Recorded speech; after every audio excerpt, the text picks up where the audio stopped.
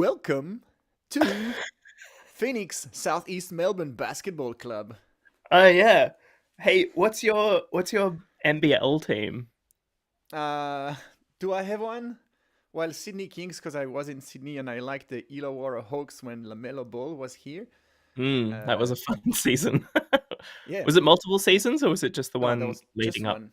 And Okay. cut short with injury, and then that was just before COVID, so it would not have happened the year after.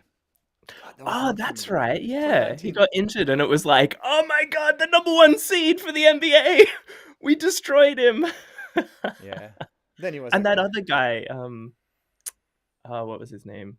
I don't remember, but he like took a big slam. He like went up for a dunk and didn't let go of the ring, and like his legs went Oh, a up, and long then his time ago. Andrew Bogut. yeah. Yeah, and he's No, no, not Bogut. This was oh, only like maybe a couple of seasons ago. It was another one prodigies. of the Australian people that went into the NBA. Yeah. We've lost every listener. I saw that it actually did go up to like 4 viewers, and then they're like, "Oh, they're just talking about sport. They're just talking about basketball. We're out of here." And we're back down to one viewer. That's fair. From 4 to 1. Fair enough. That's the way to weed out that no.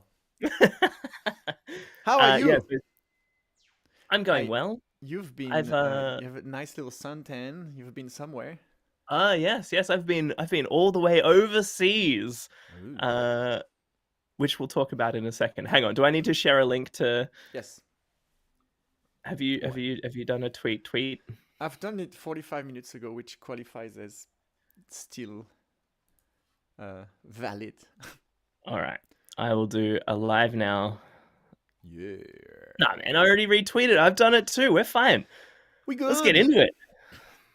Welcome to the Nav Bar special old man birthday edition. Yeah, happy birthday, Simon. That's amazing. Is it? So, is this your 44th year on this earth and 43rd birthday? Is that right?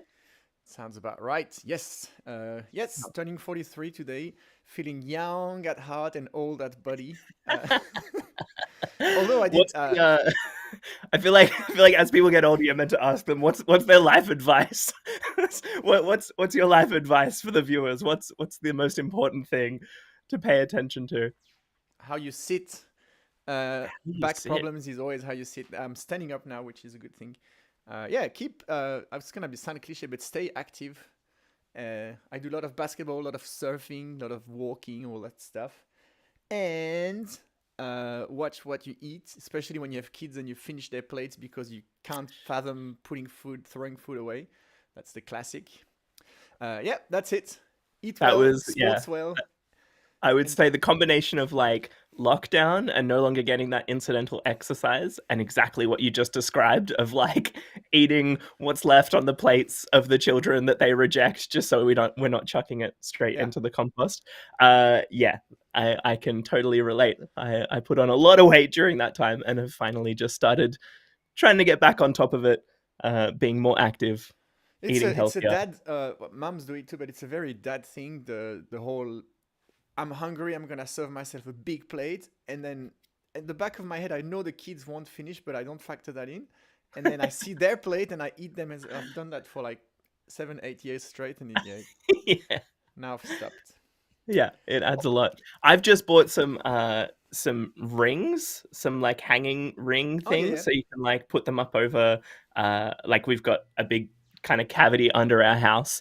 And so I've put them over the like supports for the floorboards and just been like hanging, which is very very good for especially back things that you just talked about. Obviously, being also an old person in the tech industry and sitting for too long. I also have intermittent back things that pop up. Hmm. And so yeah, it's been really nice just hanging and taking the pressure off my back. Just It's great. hanging.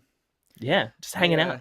Yeah, I've heard Wes Boss. They've done you probably heard it a fitness episode, and went to TikTok TikTok school of fitness and found out that you can just hang off stuff and it fixes your shoulders and lots of things. And Yeah. we have that. We talked about this in your sick pick a few weeks ago. You have that little like monkey bars, obstacle things that you put between Yeah, trees, and we have one of them. And almost every day, I just go and literally just hang for a few seconds, and yeah.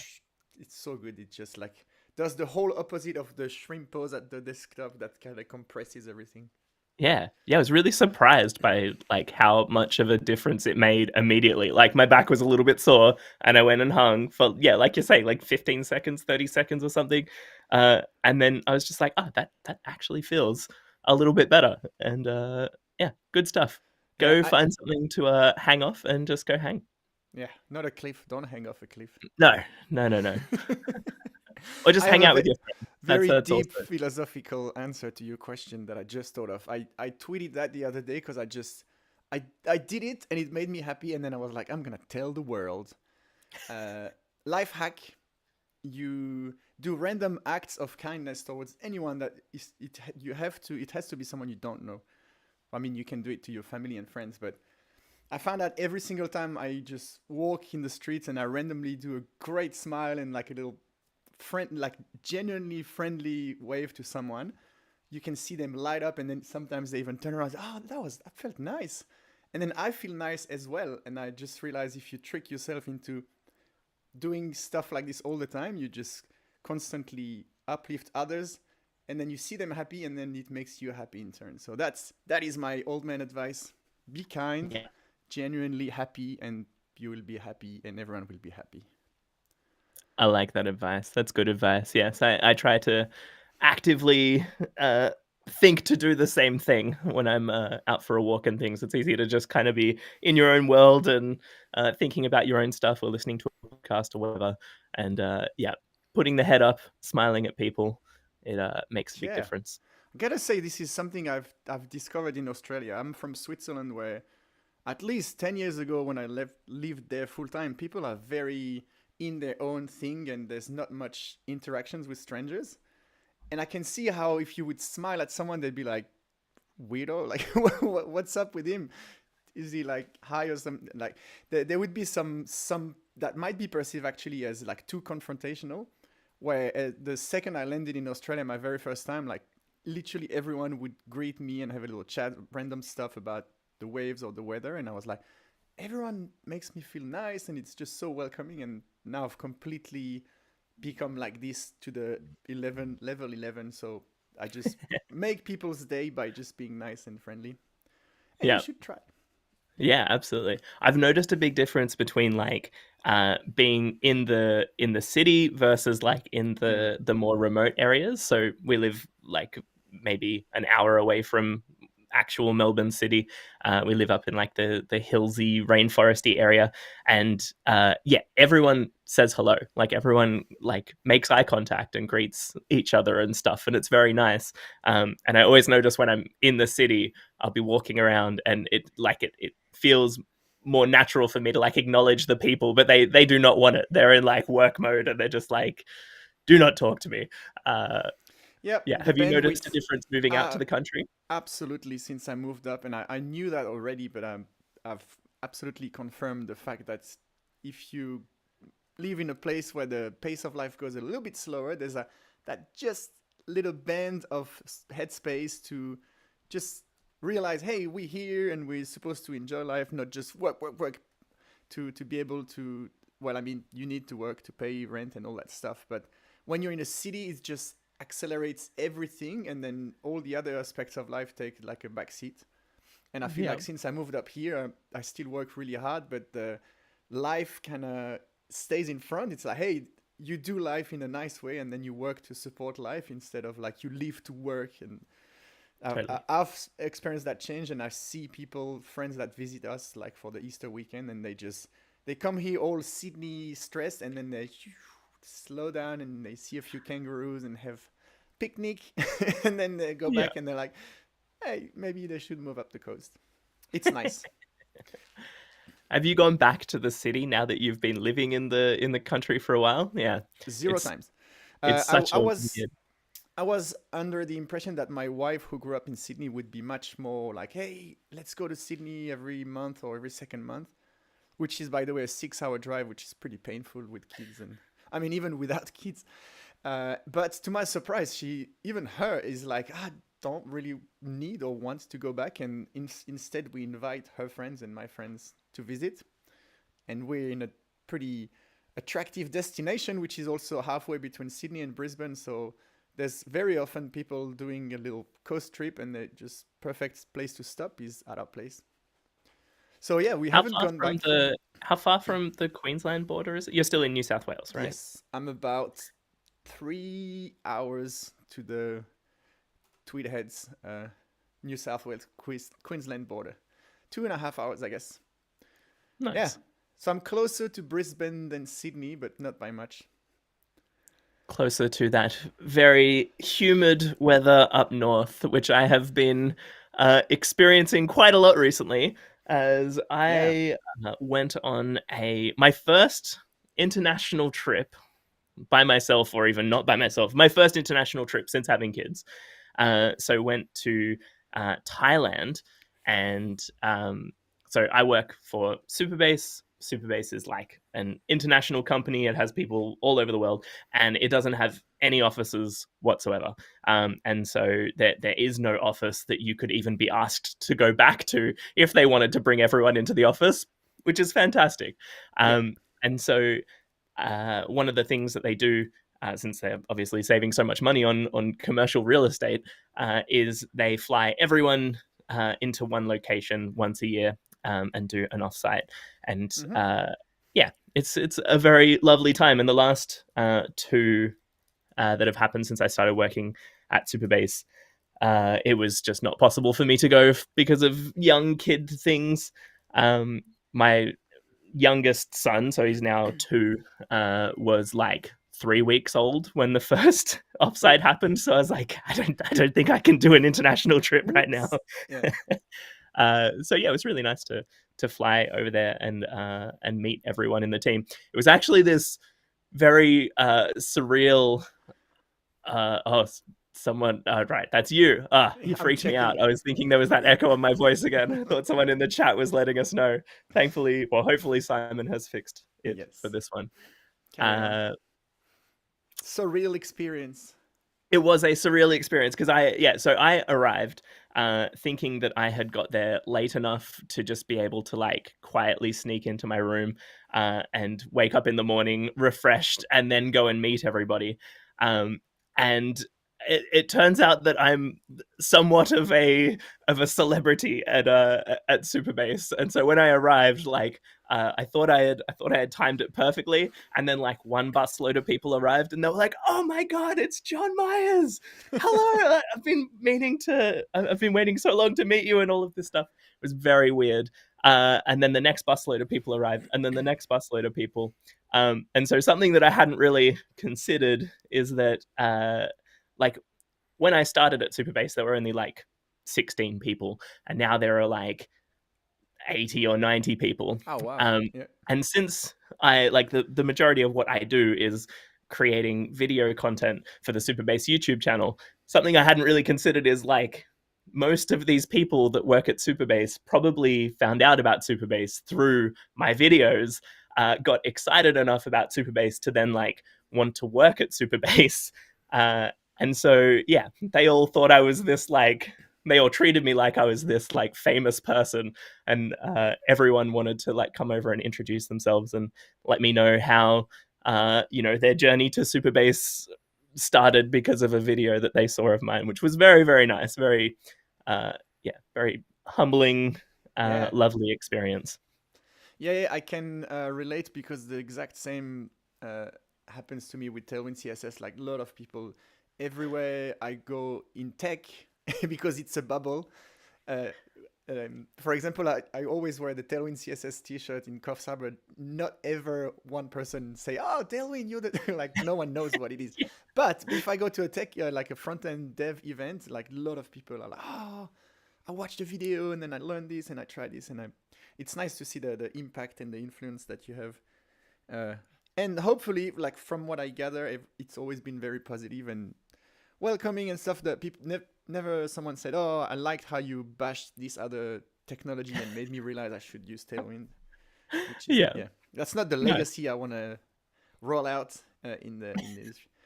That's right. But yeah, I thought that like, the people that I work with day to day would be excited to meet me because they've all met in real life at different offsites.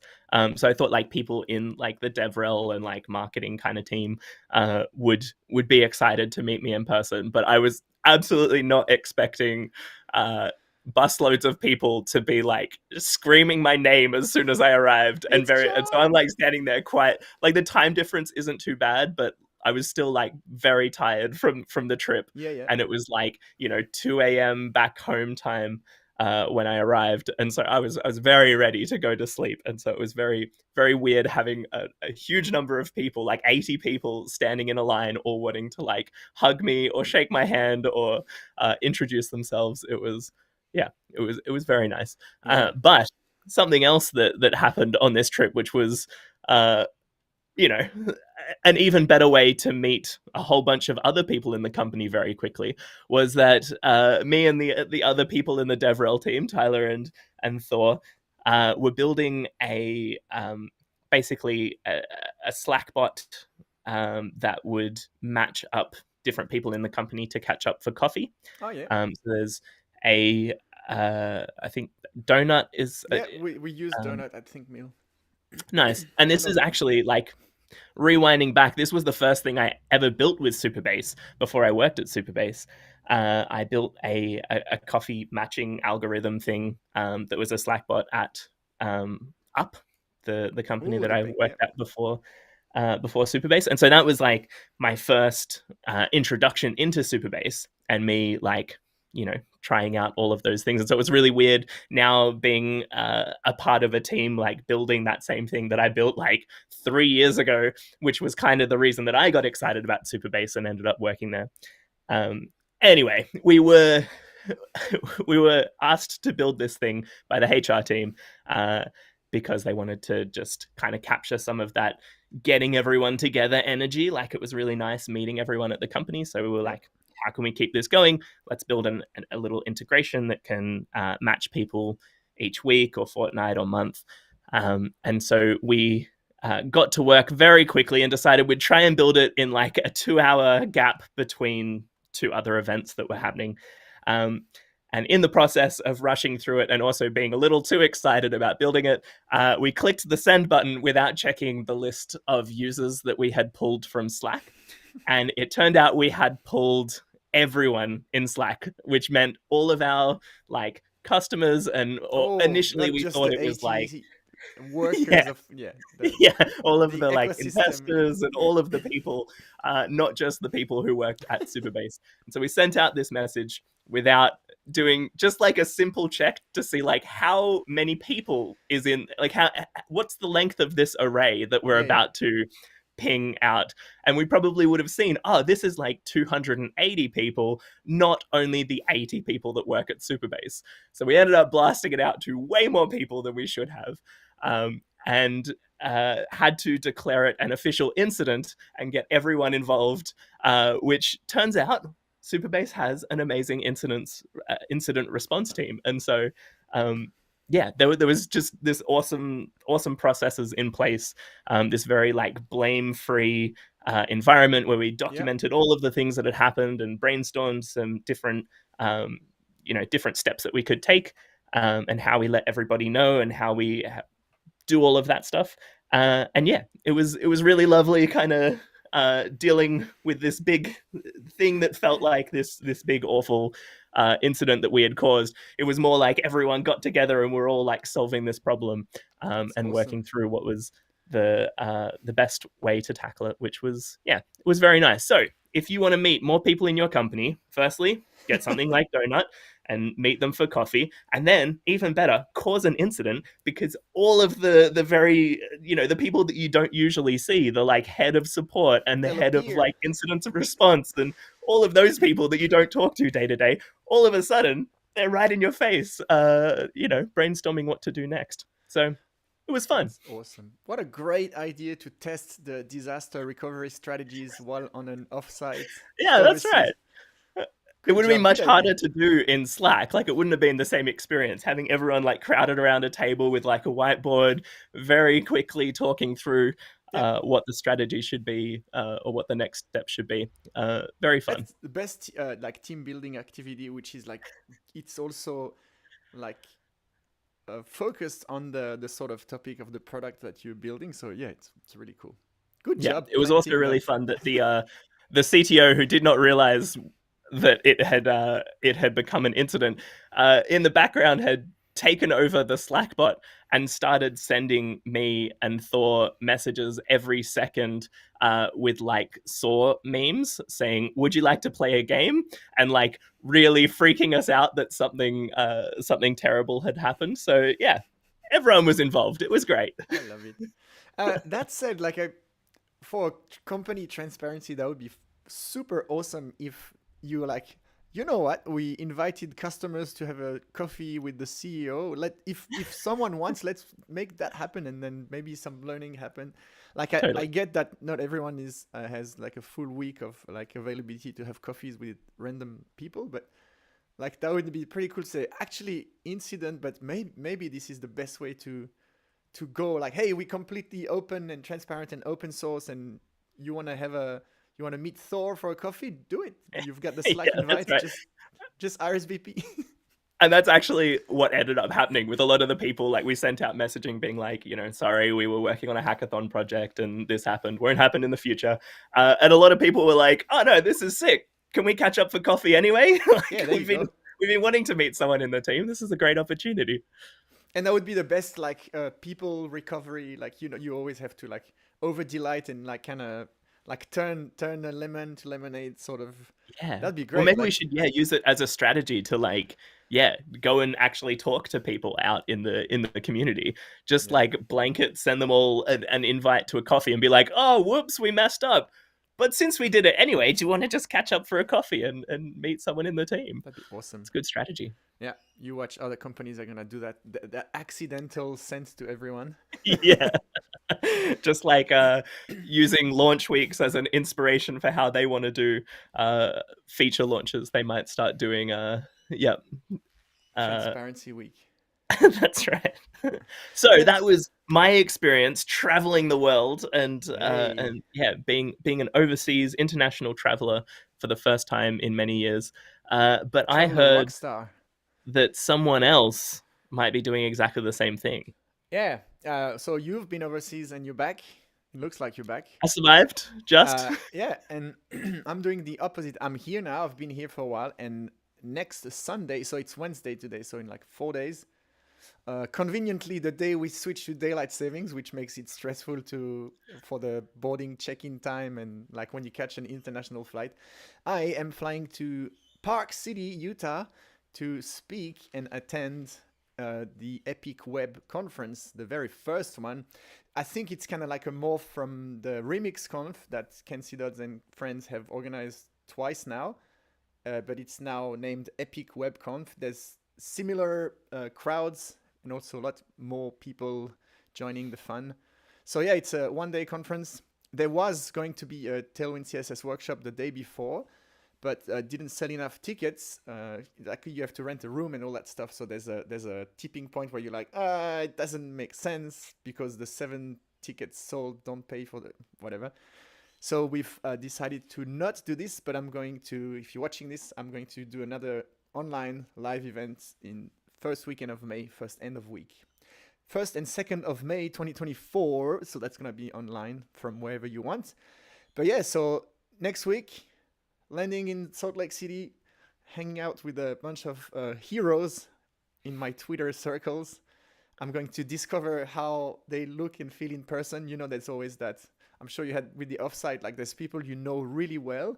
You know their face, their shoulders, their voice, their humor, and then you see them in person, and either they're like 6'7" and you thought they were like shorter than you, or Yeah, there's like totally. always Yeah, you this can just see surprise. everyone's real proportions outside of like just the Zoom window or the yeah. And so seeing how tall and wide everyone is yeah, very very interesting. Yeah, like I work at ThinkMill. There's a thing. I'm 6 foot or like just under. Like I'm not very tall, but I'm not I'm not short either. Like I'm like standard size. When I walk in the Think Mill office, everyone, literally almost everyone, towers like at least a head over me. That they're all 6'4", 6'5", 6. Like the founder Boris is even taller than all of them. And there's almost a joke like this when you get hired. There's like one of the criteria is the height. Yeah, and it keeps like there's new people joining, and then you meet them for the first time, and oh, yeah, you one of one of them Think Millers, right? Yeah, so I'm looking forward to meet these people I feel like I've known for a long time. Some of them might, I'm sure they know who I am, but I know about them more than know about me because of the whole career trajectory and stuff. Oh, that's what I think anyway. It's gonna be nice to hang out with these people. The conference is on the Thursday, April 11th. It's getting very, very close. And is it next yeah, week you're flying out? I'm flying this Sunday in 4 days, and then I'm coming back. I stay almost a week there. Well, with the flights and the duration of flights from Australia, it ends up being more than a week. But I'm like 6 days there, which is awesome. There is grand plans to go snowboarding with a bunch of the Epic Web crew. I know Kent and Ryan Florence and we have there's a little Discord channel going where people are getting pretty excited. End of April, it always depends on the snow conditions, but I feel like I've seen little videos of like, oh look, it's snowing like a weekend ago. That should be fun. But yeah, the conference will be... I've heard incredible things about just snowboarding in Utah, let alone snowboarding with a bunch of the Epic React or Epic Web and Remix team, I'm imagining. Yep. Yeah. Yeah, for me, it's like an epic life crossover between two really important things for me, like web dev and then I grew up snowboarding in the Swiss Alps, and it's a big part of my life. I don't get to do it at all here in Australia, or like maybe once a year in pretty average conditions. So going in real mountains with real developers, like it's pretty cool. I'm pretty excited. Do you still have a snowboard, or did you trade all that in? So I've packed my bag already. I've got the pants, jacket, gloves, mask, helmet, and then I'm gonna rent the boots and board. I have boots, but they're so like they're not looking great. I've had them for 10 years probably, and they're taking spider webs and stuff under the house, and I'm like, boots are pretty big, so it takes half the bag, and I'm like, maybe I'm gonna have to pay a surcharge for luggage, and I could rent brand new boots for cheaper. And it's like boots are the ones that you want to be comfortable, and you want to like really fit your feet well. Yeah, and fit the bindings as well, because you might have boots that are the thing they rent doesn't really match with it's just a bit wobbly. And I did have a snowboard. I try to keep it inside a bag, inside a shed. But in Australia, well, on the coast where I live, literally everything rusts no matter what you do. Unless it's stainless steel, it will rust, like cars, windows, TV, everything that's metal turns into salty sea. Yeah, there's wind and waves, and the wind brings the salt, and it's just like it takes over everything. So all my gardening tools, everything is all rusty. But again, I was like, I actually chucked the snowboard away. But even if I still had it, you like bring it there, and then the edges are all mushy, and then if the snow is icy, you just don't enjoy your time, and you're like, if I rented a board, it would be like perfectly serviced and almost new. And last time I went snowboarding, I rented a board, and I was like, oh, this is a different sport. If it's icy and you have good edges, you actually enjoy yourself. Otherwise, you just skid all over. It's like having slick tires on wet road, and How exciting! So, what's the number one thing you're most excited about at the conference, a talk or something like that? And what's the most exciting thing outside the conference other than your amazing snowboarding trip? Honestly, most exciting is to meet the countless, like if you look at the speaker lineup on epicweb.dev/conf, and it was amazing from the start, and then there's new people kept appearing, and I was like, oh wow, just the fireworks keep going. So I don't have one particular talk in mind, but like literally the whole lineup. And quite honestly, I'm a people person, and I think the speaker dinner and the hallway between the sessions, like the lunch breaks, this is what I'm excited most about. I keep trying to say this. This will be live streamed. The whole conference is for free, streamed on YouTube. So, if Wow. for you, John Myers, it will be 3 a.m. I think it starts or something. Excellent. I can't wait. No, my talk is at 3 a.m. But it's on YouTube. So as soon as the stream finishes, the video is there to watch again, and then I guess we'll do chapters and break stuff. Yes, that's the most exciting thing. The spending time with people that I admire, and then for the outside conference, there is of course the snowboarding, which I also put in the bucket of hanging with people I admire, and another childhood dream that I should probably happen is I'm trying to get other people to get excited to join me and watch an NBA basketball game, because Utah has the Utah Jazz team. And on the Tuesday, so 2 days before the conference, they play the let's say not world champion, the NBA champions Denver Nuggets, which have some of the That'll best be players. amazing.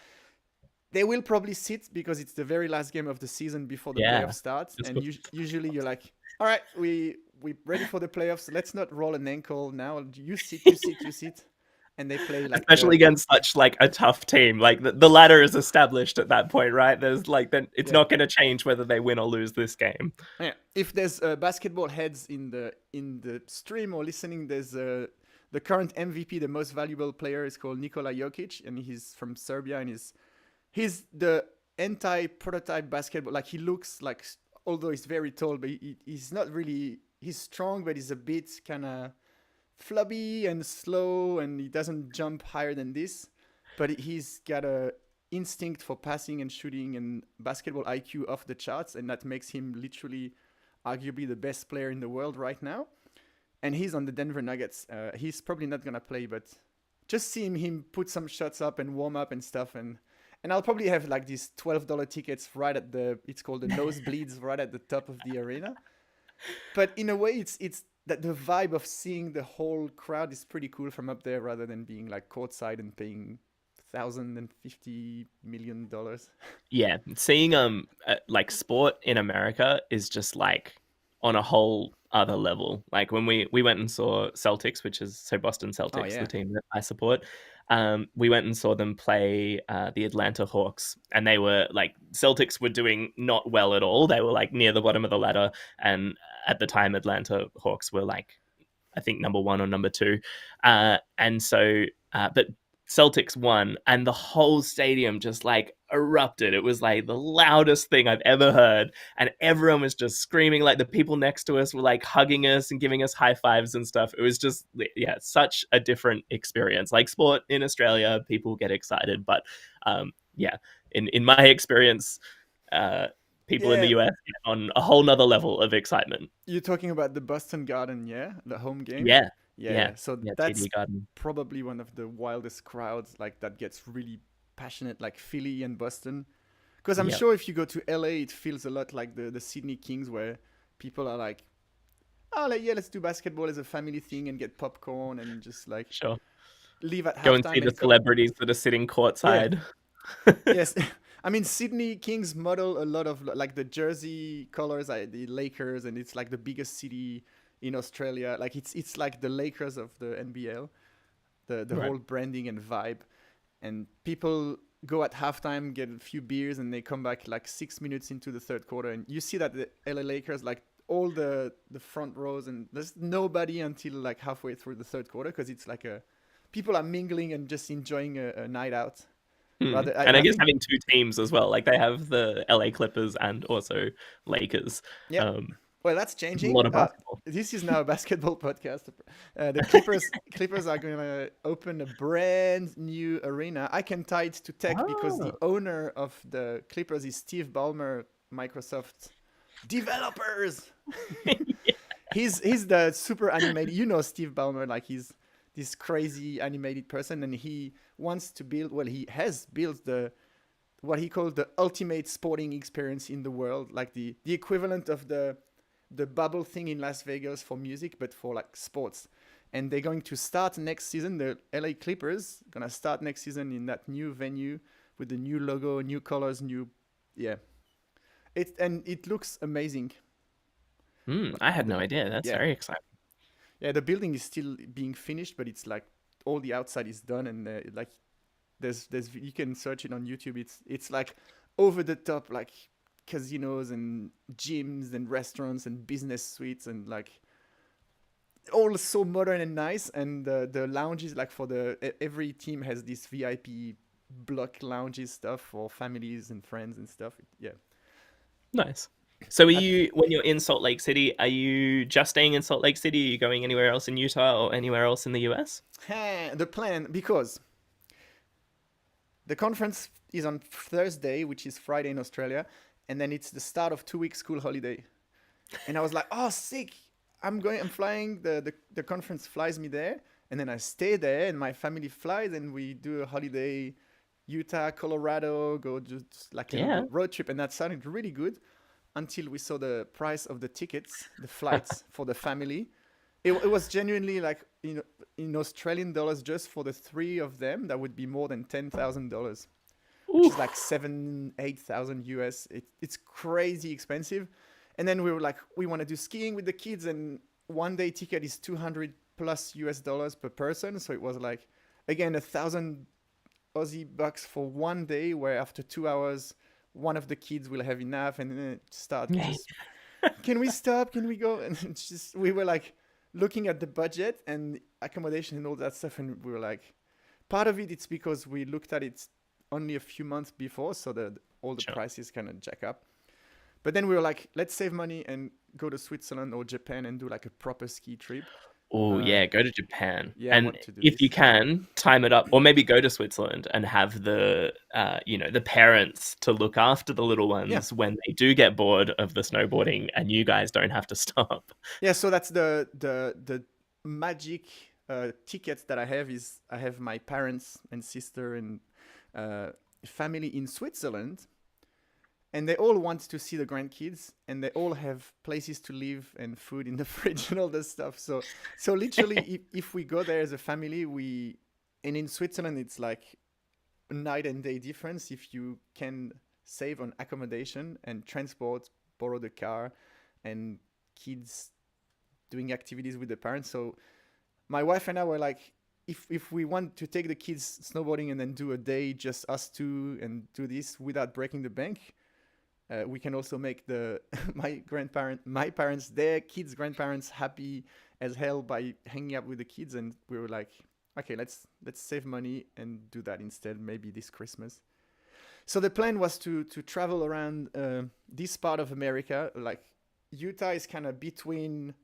On the west there is like California, and then on the right there's Colorado, and then like all these places have really interesting stuff. So I was like, maybe fly to Salt Lake City and then do a road trip to LA and fly from there, or like we had all these ideas. And then I was like, you know what? I'm just gonna go there, enjoy the conference. If there's a basketball game in town, or like Park City and Salt Lake City are pretty close. It's not in town, but it's like the neighbor sister cities or whatever. I'm gonna do this, and then just try to spend as much time as I can with the people at the conference. I made sure I don't make the mistake of doing the talk and then the next morning flying back, because after you do a talk is when all the interesting conversation come up, and the things like snowboarding with the group of speakers and also attendees. It's not just like speakers only. Yeah, so I'm flying on the Saturday, which means I have an entire day and a half after the conference to do a few things around. Maybe do a bit of one wheeling with Kenzie Dodds. Who knows? That would be amazing Yeah, through the Utah mountains. lots of potential cool things to do. But I'm not going to be visiting anything, or I don't have any plans. If like three people say, "Oh, let's do a road trip and go see Yellowstone," what, I don't know what's close. Uh, Never say never, but I really haven't planned any trips or day trips outside of keeping the Friday after the conference for snowboarding. Nice. That's awesome. Yeah. And most importantly, what is your talk? And what's the quick pitch on what we're going to learn watching it? What, am I doing a talk? I was I focused hope on the you're prepared for snowboarding. this part. Nah. My talk is surprise, surprise, Tailwind CSS related. it is not a talk on why you should use Tailwind or how. I don't even teach people how to use Tailwind, or I don't talk about Tailwind version 4 or all these things that you might think I talk about. It's a bit more storytelling talk on how I think Tailwind is the very best tool to prototype and design directly in the browser. And I go through the whole spectrum of tools from like Figma, Sketch, which is literally design in a design app, and then try to bring devs and say, hey, here's the spec and you can start coding it. And all the way at the other end, there's like type safety, really complex ways to manage styles in JavaScript. And this is like the very developer side of the spectrum. So I have that spectrum from design to dev, and I look at how Tailwind sits almost in the middle. It's still a developer tool, but it's got so many hints at design thinking and design reasoning that it ends up being like possibly the ultimate tool for design and dev teams to collaborate. And when I do talks, I like to inspire by telling stories of things that happened to me or that I've witnessed.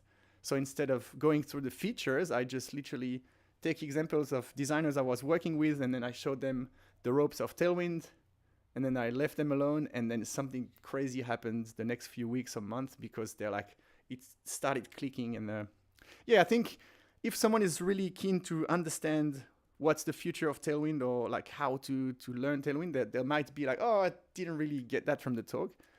But the whole conference is very developer centric, so I think it's really nice to have a little hint that, hey, we developers sort of kind of work with designers because by ourselves we can build products, but they might not look great. And instead of feeling like, oh, I hate designers because they keep telling me this is off pixel, like if you can find a way to work better with them, or even say, hey, you can now do this part and I can focus on like grabbing the data and looping through it and doing some more interesting engineering stuff, because you can fix the typography and all the stuff that you like. So I think Tailwind plays a critical role in that.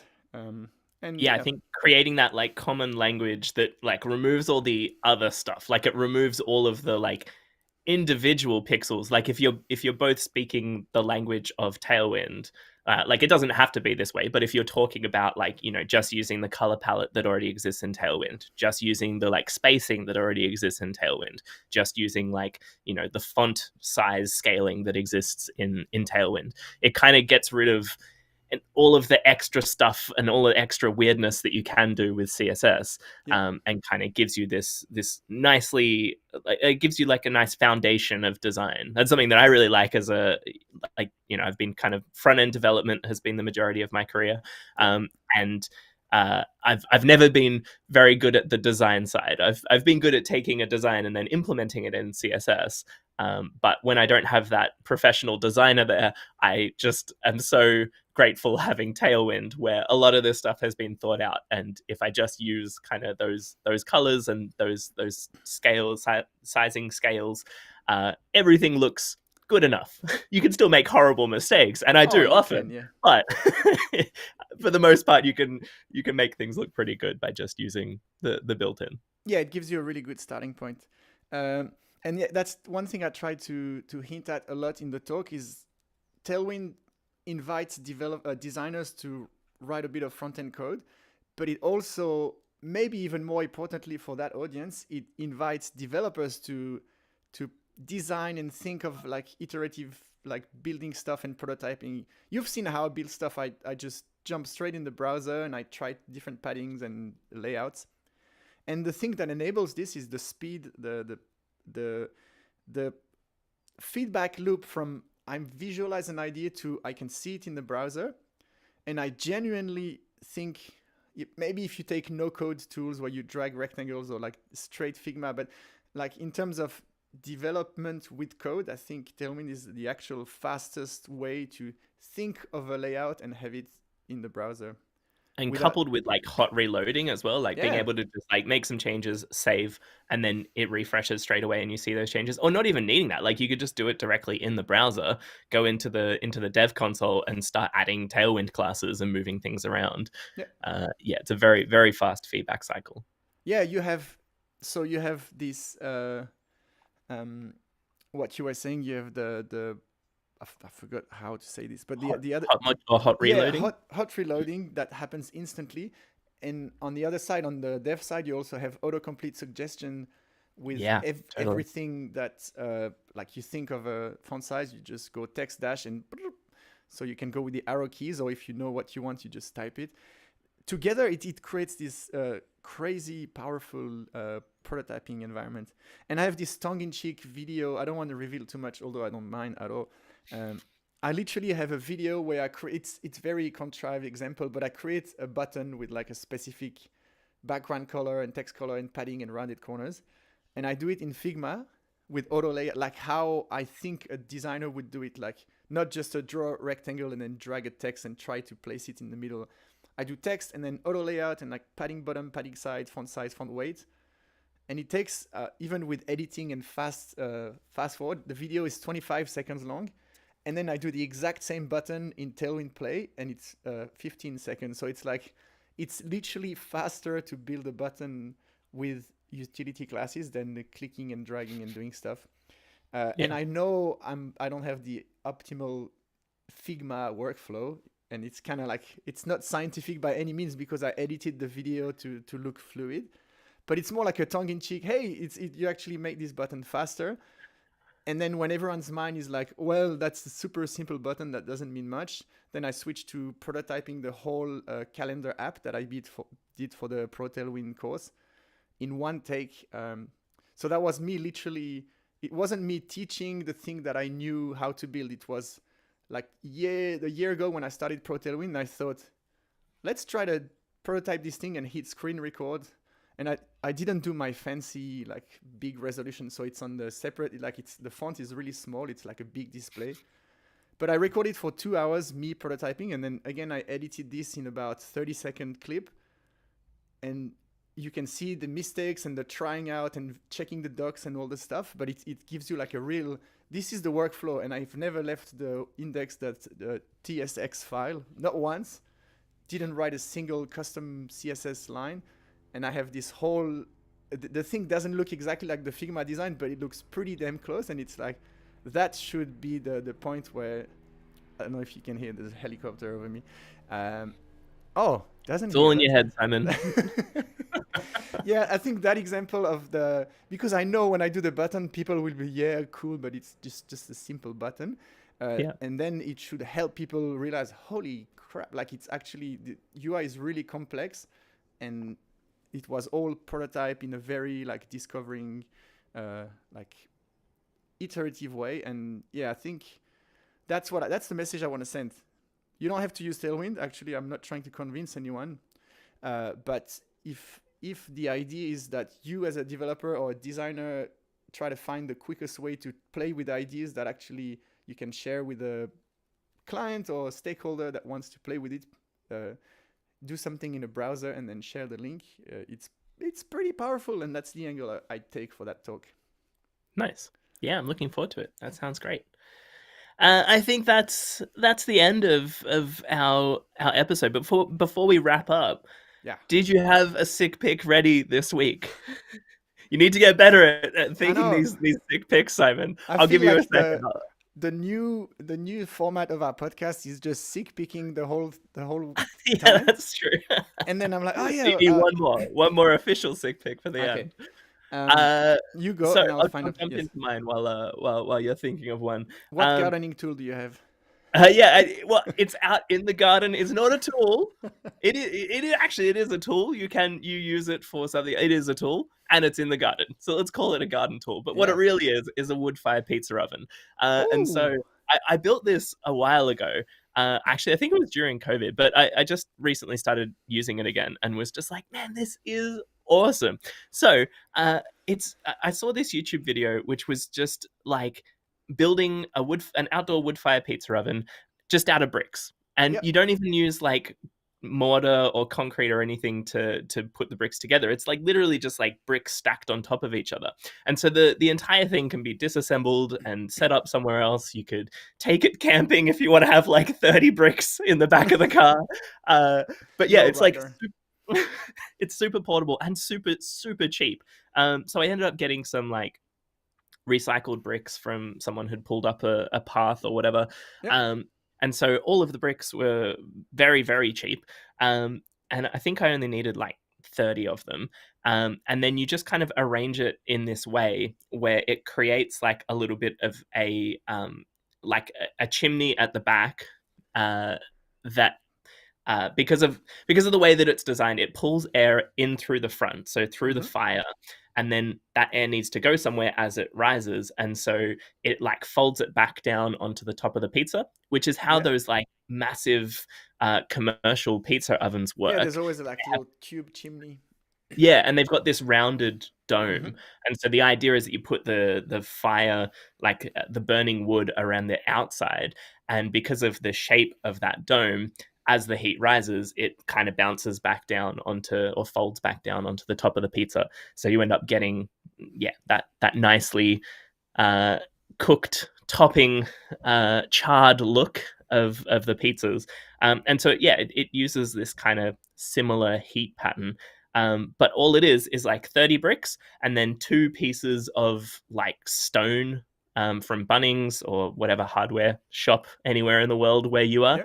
But the 2 slabs of stone cost, I think, maybe $15 each. So there's like $30, and then the bricks, I think, were only maybe $30 or something like that, all up. So rather than spending like thousands of dollars for an outside wood fire pizza oven that's then, very hard to move, you really need to make sure that that's exactly where you want it to be if you're going to like concrete it in into your outdoor setting. Now you can just have like a collection of bricks, a stack of bricks with a couple of strategically placed pieces of stone, and you've got yourself some incredible wood fire pizzas. Did you try it out and do amazing pizzas in it?